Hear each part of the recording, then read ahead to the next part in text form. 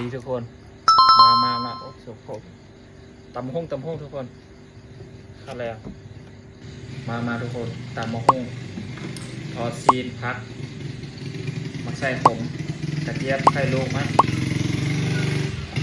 มาเด้อทุกคนข้าวแรงมา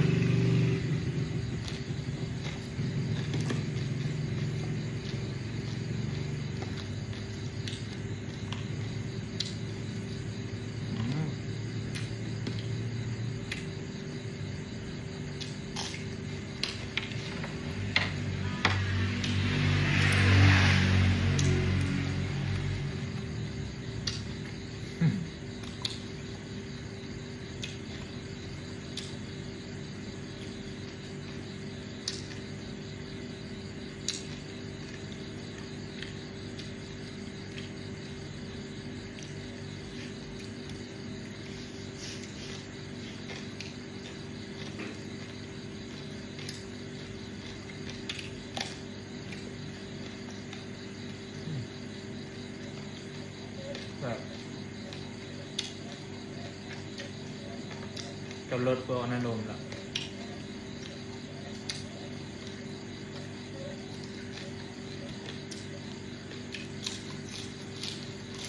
แม่นี่นอนจะมาโอเค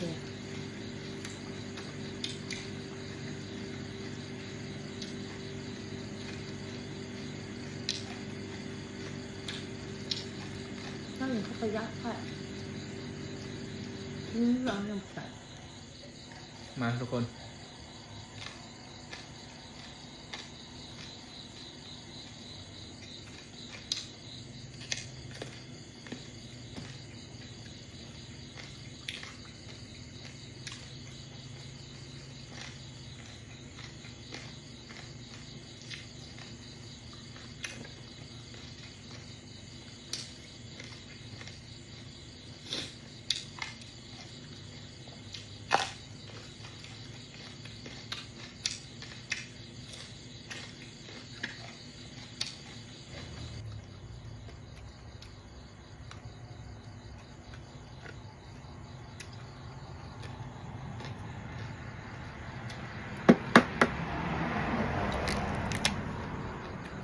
อาจารย์บอกไปยังไง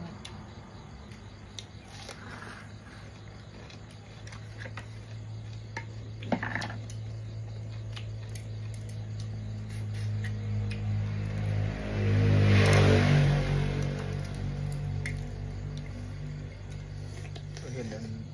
เขาแจ้งบุตร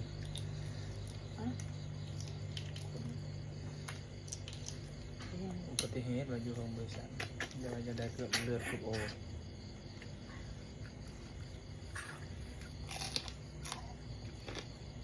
จะเลยก็เลยจะหูบ่จะหูว่าจะเล่นกับกูไปคุบโอบอกไปเลยจ้ะดูยังไงดูยังไงก็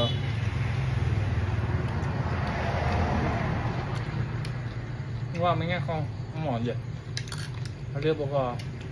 กับไปย้อกันอย่างกัน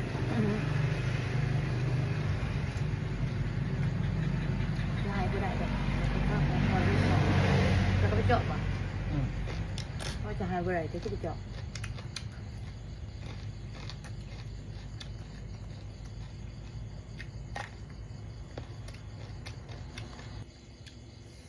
เอาประมาณ2-3 เดือนที่เป็นลาจะดับได้บุจากบำรุงสุขภาพเขา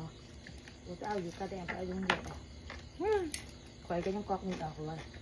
เบิ่งข่อยแน่ข่อยอำนาจกับใดลูกจุ้งกับใดอีช่างกับใดอายุกับใดอายุกับตั้งแต่18นี่ก็บอกถ้ามารุ่นกับบทต่อไปเป็นยังมอต่อกันถ่ายให้รู้กิ๊กแน่นะ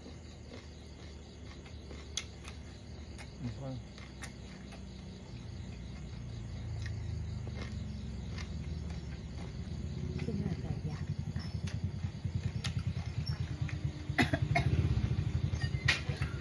คือสีแดงหรือยา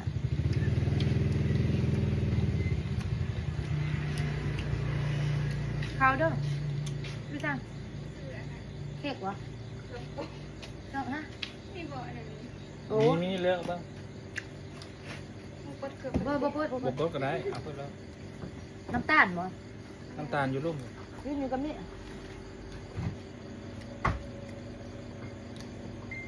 ก็ไปเจอกับนี่เจอสาเพี่อลิกูอีกทางนี้เนาะ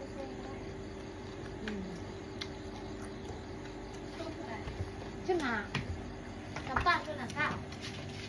อันโตจันแก้วอันขึ้นหาน้ำตาลนี่ตรงแบบอีแบบนึงบริเวณ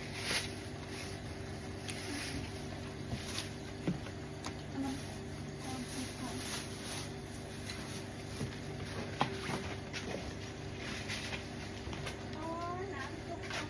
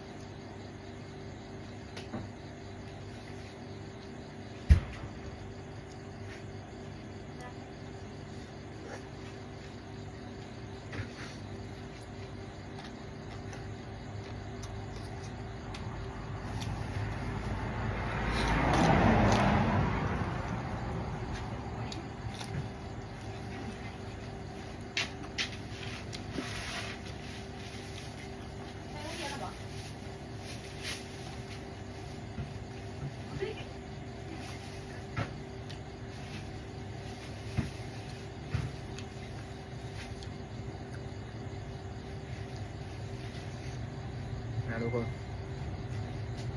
ทานจะก็มาปลาแบบนี้เนาะ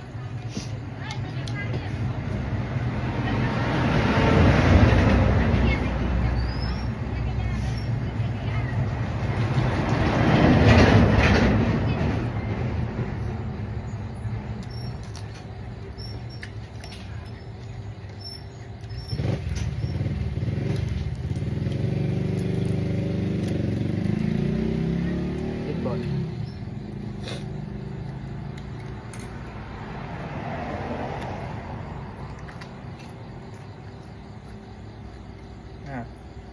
จังคือสิกินอยู่กินกับกุ้งแช่น้ำปลาครับ คือกูมาดื้อนะคุณลุง มาทุกคน เขาเพิ่งทำกันไม่เดียวที่สุดไปขึ้นเขาซูชิออกเมื่อเขาเขามั่งคนละมึงนะเห็นปะเอาดีๆเนี่ยมันจะเอามาเปลือกดีจ้ะเอากล่องไปเจอ อืม น้องเขาแม่บุเป็ดลุงติดหมอน้องเขาแม่ลุงบุเป็ด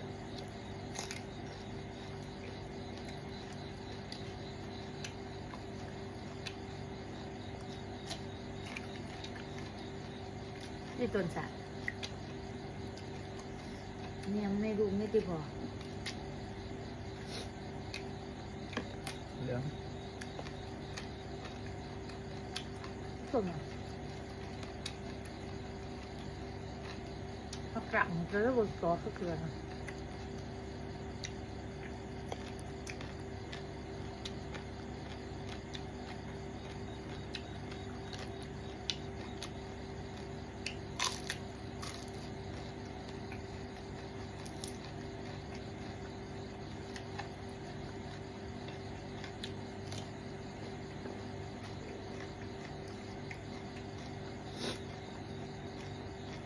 นั่นแหละ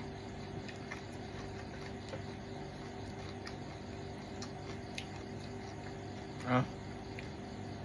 เสร็จสิ้นภารกิจเนาะคลิปนี้ก็ตับมะฮงปีงหมูขอลาไปก่อนเด้อทุกคนเจอกันคลิปหน้าเนาะจะได้เมนูยังมานำเสนอสวัสดี